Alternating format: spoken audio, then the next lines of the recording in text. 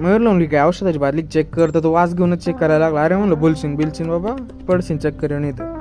त्याला चक्कर बिक्कर तर नाही आली, पण आम्ही औषध सोडायला सुरुवात केली आणि तो बसला धनगरांच्या मयूरसंग गप्पा मारायला. हे दोघं इथं खुरपी तो आणला. म्हणलं खुरपू लावू का रे? ते म्हणले नको बाबा, तू खूपच काढून घेशील. चायला माहिती मला काय एवढं समजलं काय. मग म्हणलो चायला यांनाच खुरपू देऊ, आपलं काही काम दिसत नाही, आपण आपलं सोपं काम करू. आणि सोपं काम काय तर पाणी भरणं आणि औषध सोडणं. मग काय कोबी भरायला आलो आम्ही इथं आणि मयूर पाणी भरत होता आणि मी औषध सोडत होतो.